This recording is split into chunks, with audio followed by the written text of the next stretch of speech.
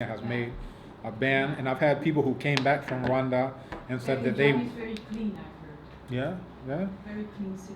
yeah.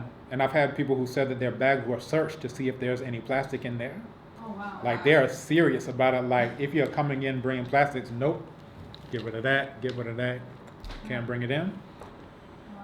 It just baffles me how the locals in Accra Mhm. keep the beaches so dirty like that. Mm. And I feel like symbolically it shows the disconnection Oh, yeah. between the people and the earth. Like Symbolically and literally. symbolically Literally, because right. they're at the waterfront and Mhm. like, symbolically water represents like the subconscious. Mhm. And it's like you're so far disconnected from spirit that Right. you're gonna shit on the beach and throw Mhm. garbage there, Mhm. and it's crazy. Right, right. Yeah. Now, if you go to elders, they can tell you about a time where the lagoon, Korle, and others were seen as being divine. And they'll tell you that at one point you could get that water and drink it. No treatment, you just go and that's your drinking water. Yeah, I Now know go that. there now and get you a handful of that water. If you put your hand in, it may not come back out. Maybe like acid and just burns off into something else. So, we have to ask ourselves nature or nurture, because people will say, oh, this is just how we are. The African people, they just don't like to take care of whatever.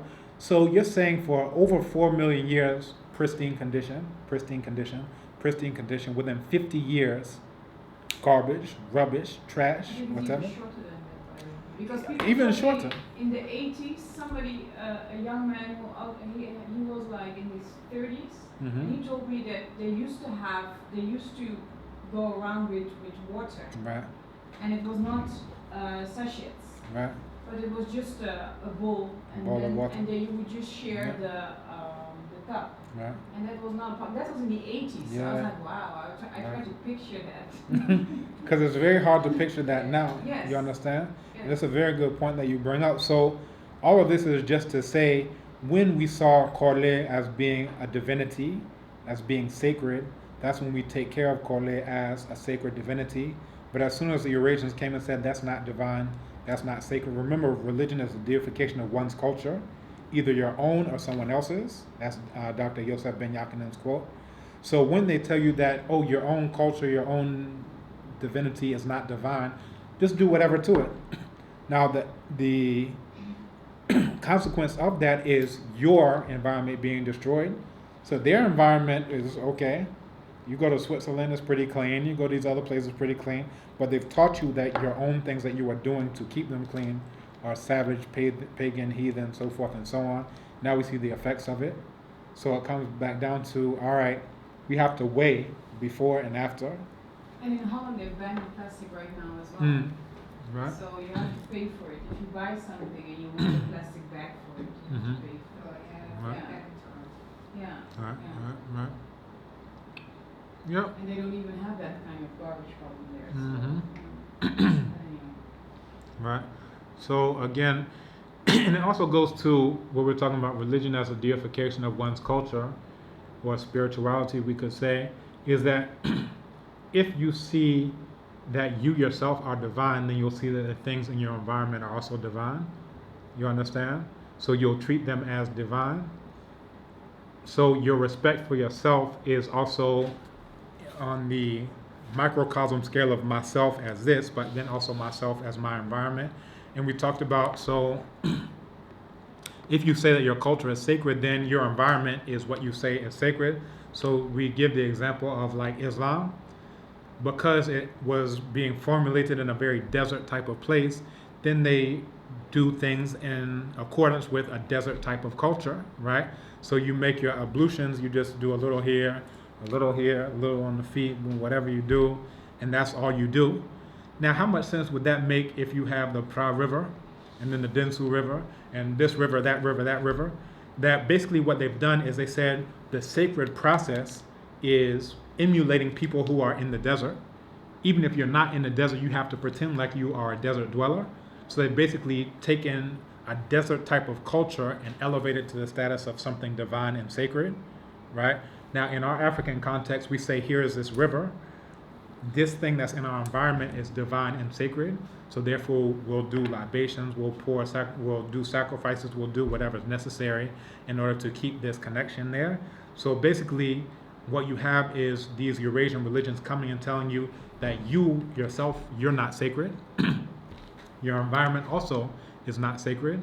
And what we see is the effects of that happening. If you don't like the effects, we have to go back to the cause of it.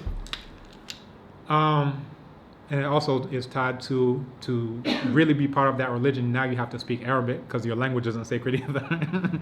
To really be part of this one, you have to speak Latin, or if not Latin, English, or something other than your own indigenous language, because that's not sacred either. So basically, you have what Amos Wilson in another video we looked at, a spirit possession. Everything that made you African, we're going to carve that out and rip it out. And then we're going to put something white inside that's going to protect only itself, right? And now we're seeing the end result of that. Question not relating to this, but kind of relating to it is that, so Arabic isn't a language of the Moors? So now we have to come into who the Moors were and what was the language that was spoken by black people before the Arabs came with their own imperialism, right? So the Moors, you know, we talk about Moor being black, the Moors going into Spain, the Iberian Peninsula, so forth and so on. But they are doing this as part and parcel of an imperial religion of Islam, right? So you have a religion of these Arabs. Now, the presentation I gave this morning was to tell you how we as black people saw these Arabs, right? And what the incursion of them into our land has done. So all these folks who have taken over North Africa is part of them coming in. And then they also had other black people who assisted this incursion. So we had different invasions of mixed groups, some all white Arabs, some mixed with those who have been converted to Arabism in the form of Islam. So you have Almoravid invasion, Almohad invasion, you have all these things. Even up to a couple years ago in Mali, where they're coming in, destroying monuments, so forth and so on. So to the degree to which African people helped that invasion, this Islamic invasion, is the degree to which we have to say, we have to step back and say, is this something that's ultimately beneficial for African people for them to help this incursion of Eurasian religions? All right. Okay, so we come back. A lack of earth consciousness, we mentioned that. Machine-based linear time instead of nature-based cycles, as we talked about before, of cock crow, sunrise, sunset, nocturnal sounds of the forest, agricultural planting, harvesting, relation to the lunar cycle, celestial cycle. When this star system appears, whether it's Sopdet or the Pleiades, what's called Abrewan and Ima, changing of a 4-day week to a 7-day week. Earth as a central principle of social organization and harmony with the ecosystem requires a means to defend such organizations from those organized in opposition to the ecosystem. So basically what we're getting at with that is saying, let's say it is correct to be in alignment with nature, right? It's correct not to pollute your environment. It's correct to do all these various beautiful things that we're saying African people were doing. But what if you have all this beautiful stuff and you're not able to defend it from people who don't want you to be able to do those things, right? You have another problem. I hope you're understanding where I'm getting at. So even beyond saying, oh, well, we need to get back to our connection with the earth, that's good. We need to not be polluting our water bodies, that's good. But we also have to have some way of defending against those who do want to pollute our water bodies, against those who do want to destroy our environment, so forth and so on. And this also comes to the idea of development when we're talking about development, right? So development for what purpose and development into what? One thing that we need to be talking about developing into is finding ways, means in order to defend ourselves and our way of life that we're saying is a good way of life from those who don't want you to have your way of life, right? So capitalism, materialism is inherently hostile to maintenance of a balanced ecosystem. Now, when we're talking about capitalism, we don't want to necessarily get into a good cop, bad cop thing, where we have both white Eurasians, some who call themselves capitalists, some who call themselves communists, and act like these ones are good and these ones are bad. None of them have shown themselves to have our best interests at heart. So we don't want to let you think that, oh, well, those are the good white people. If you just run into their arms, they'll take good care of you. That's not how history has played out as we've seen it. But we're saying specific, we're just making an emphasis on this one. Agriculture as economic foundation rather than industry, unless related to agricultural industry and defense of that industry. And there's a story, but we don't have time for it. We can come back to it maybe another class. Earth-based principled African government for resuscitation of proven, efficient, ancient, and traditional agricultural practices. I need to step out of narrow Eurasian model of unilineal evolution and civilized advancement. So I think we discussed before the chain of being, that God is at the top, then angels, saints, so forth and so on. White man, then white woman, then animals, black people are in there, then plants, rocks, so forth and so on. Sometimes we're considered plants. Sometimes flora and fauna. Well, fauna is animals, flora is plants, right? So it was just recently that the black people of Australia were declassified from being flora and fauna, like by law, right? So this is what we're dealing with. That was the chain of being, and then that was supplanted by the Darwinian evolution thing. And when they're talking about development, they're basing it on this Darwinian unilineal evolution, that you start off as being black and then you work your way to being perhaps red, yellow, and then white at the top, white man at the top, blonde, blue-eyed white man at the top.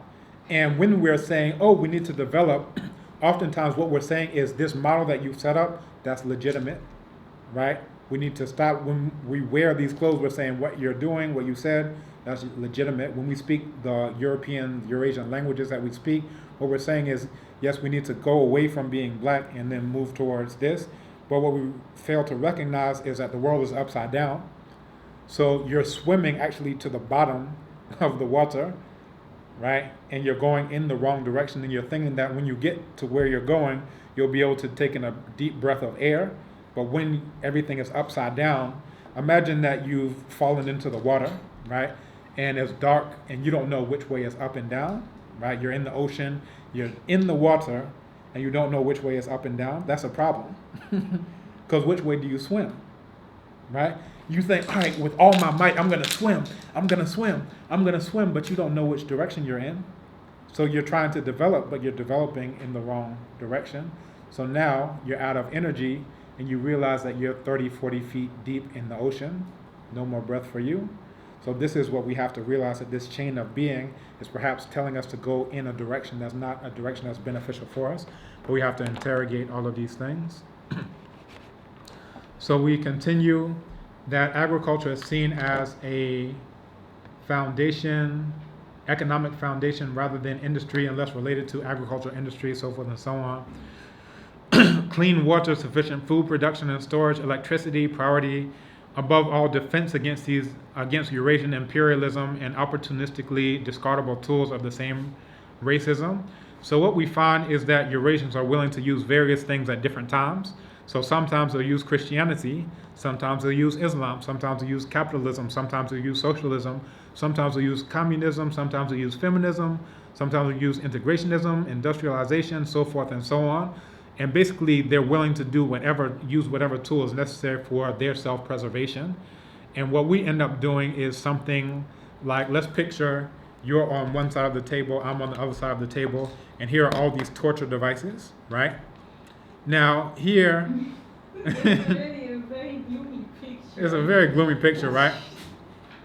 Now, I'm making an analogy here, so Yes, I get it. don't worry, I won't actually pick up anything here on this table in front of me to do anything to you. So now let's picture here, I have this, and I'm going to do something to you with it. Now I stab you in your eye with it, and now let's say your reaction to that is saying, this tool is bad. Then you boom, boom, boom, then you hit the tool, you smash the tool, bad tool, bad tool, bad tool. And then after 5 minutes, you're out of breath, now you're calm. Now I take this other tool, and then I stab you in your ear with it, right? Now you say, oh, another bad tool, and then you smash this tool, bam, bam, bad tool, bad tool, bad tool. Now we just repeat this ad infinitum. You never come to maybe it's the guy who's using these tools that I need to have a problem with rather than the tool. But what we get into is that, okay, socialism is bad, or communism is bad, or Christianity is bad, or Islam is bad. They're willing to use any of those tools as they see fit in order to preserve themselves, and they'll discard any of them at the drop of a dime. So they say, you African people need democracy. Unless your dictator is giving us resources, then forget about democracy. We don't need that right now. So democracy can be a tool if it serves their interests, but they're willing to discard that at the end of the day. So there's a quote, and we'll come to this, by the noted psychologist Bobby Wright, and he draws another analogy where he says that there is a bull and a matador. So in this situation, you have the bull. When he sees the matador, he's flying this, red cape, right? Now the bull comes and charges at the cape. He moves the cape, but he stabs him with a short dagger. The bull turns around. He's been stabbed once, and now here he comes again with the cape. Aha! Right? The bull comes and charges the cape. He moves the cape. He stabs him again. This goes over and over and over again until the bull is on the brink of death, and the bull is believed that this is the first time that he sees the matador, where he turns and actually faces and says, wow, I don't need to be chasing the cape. I need to be chasing you. You're the one who's been doing this to me. But they call this the moment of truth. If you ever heard that term, it's coming from this bullfighting scenario. And it's, again, believed that that's the first time that the bull sees the matador, but unfortunately it comes too late. And he draws this analogy to black people. And he says that at some point in time, we need to actually see the matador before it's also too late for us, because at the time that the bull finally sees that it's not the cape that I need to be chasing, it's the guy who's holding the cape, that now he's on the brink of death. They just walk up to him, stab him in the neck. It's done, and it's too late. So we mentioned the Stealing a Nation documentary. We also mentioned the spider and spider web analogy. Also, misidentification of the enemy and chasing after the illusory spider webs rather than confronting the spider. So it's like saying, oh, the problem is Christianity, or the problem is Islam, or the problem is capitalism, or the problem is whatever, liberalism, the problem is whatever you want to call it. It's like saying, and this is a quote from Dr. Khalid Muhammad, where he says, saying that is like saying it's not the spider, it's the spider web, right? Don't worry about the spider, just get rid of the spider web. So here we go into the corner, we pull down the spider web, bad spider web. But you leave the spider sitting right there. So you come back the next day, and guess what? There's another spider web here. So you tore down the Christianity. Let's say we finally got rid of this white Jesus, whatever. We tore it down. But the one who put it there, you don't do anything about. So he comes back and says, okay, now this one is called capitalism. How do you like that one? We tear that down. But I think it's even more complex than that. Mm-hmm. I mean, if you talk about the example of democracy, it's a very nice example. They try, Europeans try to sell it to Africans. First of all, their own democracy is not functioning well. Mm-hmm. As we see. So there are some people, a good friend of mine who's an academic and media professor, who even says that the democracy that you have in Holland is not even a real democracy. It's never been a real democracy. Mm-hmm. So, and then secondly, the democracy that we can think of, you can find examples of that in the African tradition. A very nice example is in the autobiography of Nelson Mandela. He talks about how the decision-making process within his community, and how that took place with the chief listening to every community member, and every person got a chance to say something. That was their democracy, but of course they didn't have a name. So it's even, I think it's even more complex than that. That we think in concepts, and then we think that the person who speaks about those concepts are that person that speaks about these concepts, like democracy is really good for you. Like they're living it. They truly believe that democracy that they experience is actually helping their country. So there's like double illusions going on, and we don't know what is real unless we really detach ourselves from certain kind of words, but really look at the nature of things. So if we talk about democracy, stop using the word democracy, but look at how the decision making process takes place, and then make a judgment about that. And then you can either choose not to use the word democracy for that or not. But I think that is what that is one of the issues that why people are confused when you hear a European person talking about development and bringing, creating jobs and whatever. I mean, Africa is rising. That's also a very nice phrase. The economy is rising, but people are not benefiting. Duh. So they're not supposed to. They're not supposed to. But also, when you look at, what do you mean if you say the economy is rising? You talk about statistics. You're not actually talking about, is the economy rising as in, do people have, do they find a good job? Do they, can they sustain themselves or things like that? So it's for me it's a lot. It's even more complex than that, than just the instrument and look who's doing it to you. But it's actually understanding the concepts and trying to make a judgment about these concepts. So that's why I think you really need African thought. You really need philosophy, because that's where you go into the nature of things instead of getting stuck on isms, like feminism and communism. The English language, because the English language gets everyone all messed up. You end up chasing capes. Now, I'll give you a quote from a rapper named Immortal Technique. He says, the only place that democracy is acceptable is when America's candidate is electable. Yes, So it's like, okay, you guys don't have democracy, but it's fine. That one's cool. We'll leave you in power for 40, 50 years. You guys have democracy, Haiti, but we're coming in operation to get Aristide out. You understand? This is the democratically elected leader, but we're not down for democracy at this point in time.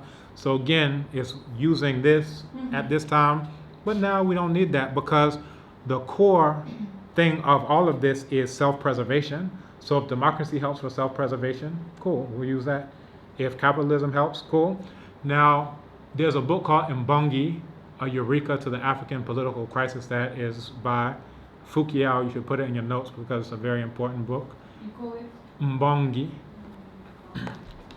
And it comes from the root verb bongo, which is to take up or pick up. And it's the idea that everyone has their say and you can pick up what is being said.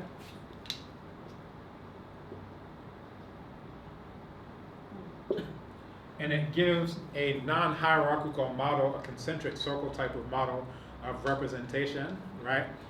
And it's what you were talking about, Mandela. These are all from the same ethnic group, or what we refer to on the larger scale as Bantu people. So it's talking about the same type of phenomena in the Congo, but it goes into detail into how this decision-making process is made, different types that led them to that type of decision-making process, and so forth and so on. So if we want to know about other things. Also, there's a thread on Bibi Tumikasa, Democracy Before Democritus, that goes into all of these concepts that we're talking about, peeling back just the terminology to the actual practice, the actual nature of these things. And you find all of these things that we are now calling democracy before there was anyone called Democritus, in the first place. So you can also look that one up. I suggest that it gives various sources from both ancient Kemet, from Greeks, from Romans, so forth and so on, that are all talking about pre-existing things that we were referring to as democracy before any of these things. Yeah. All right. So again, we're saying that oftentimes we have a misidentification of enemy and chasing after illusory spider webs in these terms that we're chasing after, rather than confronting the spider, which is the whole point in the first place. Mechanized industry has made African nations over-dependent on spare parts and non-African expertise. Indigenous African technologies, which require zero importation of spare parts or non-African experts, show more respect for the earth, and yield up to 30% more food than inappropriate and expensive Eurasian anti-African technologies, also called tricknologies by some. They represent an excellent starting point for a program of development in harmony with indigenous thinking and ways of relating to the earth. And that's it.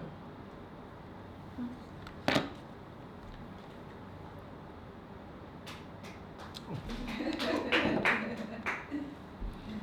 All right, so we're a bit over time, but if we have any concluding questions or comments, we can entertain those briefly.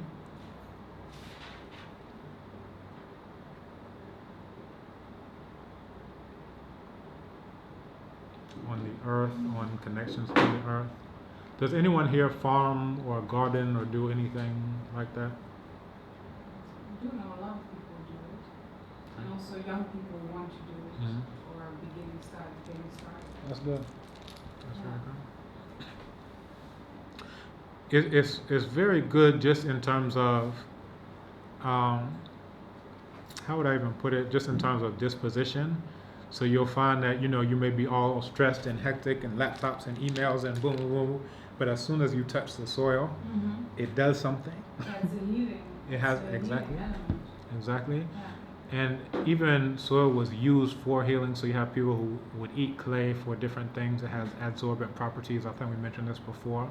So all of these things, they actually have real healing properties. And even Western medicines use them in. So like kaolin is talking about kaolin powder. And kaolin powder is what we refer to as white clay. And Ewe, I think it's ailo. Do you know that word? Ailo? Yeah? So what they're using, something that you're buying in the pharmacy, is something that you're actually getting from the soil. So the kaolin powder, of course, it comes from the clay and make it into a powder. They put it in there, and now you're using this brand new Western thing. Look how amazing this thing is. It's healing my stomach, whatever, because we're so disconnected from, like the Pele people were saying, if you know where it comes from, then you're dealing with something. Otherwise, I just go to the store, I don't know anything, let me just take it in, and we don't know what the effects are. And then also, we were talking about cultural practices as longitudinal studies, that we know that over generations and generations, hundreds of years, this is the impact. We've gotten a chance to see the impact. For every year a new drug comes out, there's no longitudinal study on that in any sense of what longitudinal means, because they haven't seen what's the impact of this chemical one generation down the line. What's the impact 2 generations down the line? What's the impact 3 generations down the line? So what they're calling science is like flying blind. We don't know where we're at, but hope that's not a mountain on that side, right? And that's what we're dealing with. We don't Part know. of it is science, but part of it is also just the industry that is just making. I also heard that they're just creating diseases to be able to sell their drugs. So, Yeah. Killing holistic health Practitioners. Yeah. Yep. Yeah. Yep. Well, it's probably next month in April. I will go to Professor Opoku's farm. Okay, beautiful. He asked me to come to make a radio story, something like a radio documentary. That's an excellent example. So here's somebody who's in academia, full prof and all of this. He has Anansikwa, a huge farm, all this forest even that he has. Yeah, very spiritual minded. Did you Yeah. tell me about when I first met you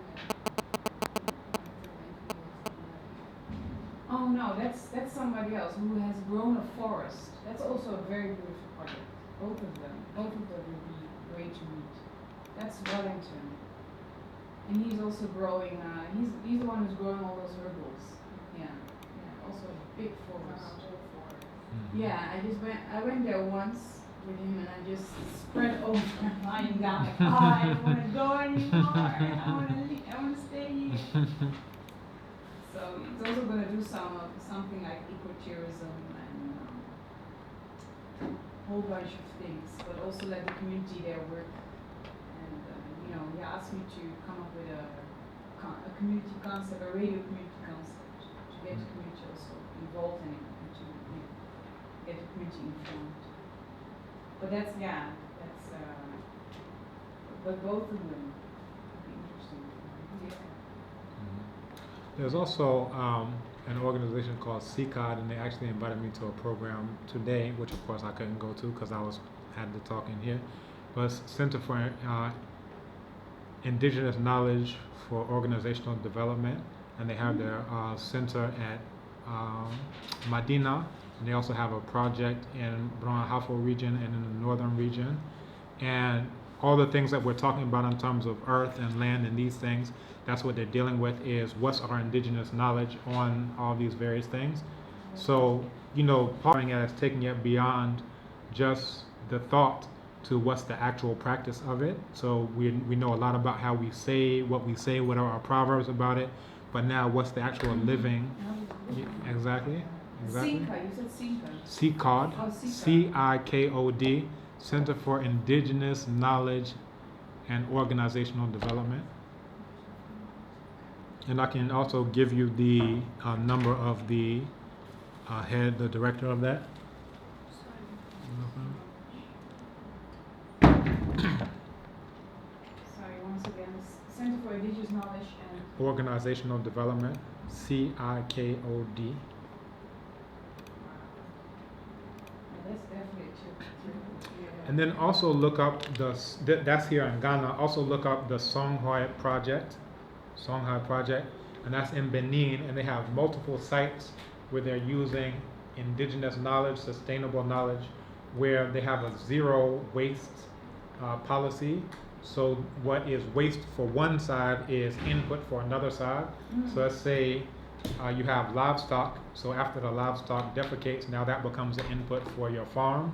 You have, after you do the harvesting, the shucking of the corn and threshing of the grain, all the leftover now becomes the input for the livestock. You have this that also, ties into the fishery. So they have all these things where they have zero waste. They're saying anything that comes from here is going to be used for here. Anything that comes from here is going to be used from here. The runoff water from this is going to be used for the fishery and so forth and so on. That enriches the nutrients for the fish, all these things. So if you look online, they have a video where you can see, so this is in Benin, they have multiple sites as well. And I want us to actually see if we can get over there to see what they're doing. CICOD is doing their thing right here in Ghana, so that's something that we don't have any excuse. What do you mean with us? I want to see if we can get over there. Oh, anyone who's interested, actually. Oh. Last year we had a field trip that was in Ghana, but if we can get... But I don't have a visa for outside Ghana, to be honest. So I know lots of people who don't have visas for outside of Ghana, but they still go. That's not for the... They kick me out. They select me. Ah. They will just, you, foreigner. They look at your face, huh? Yeah. So, All right, we'll I work out don't want logistics. to take the risk. We'll work out logistics. There are ways to also get visas, but that's on camera.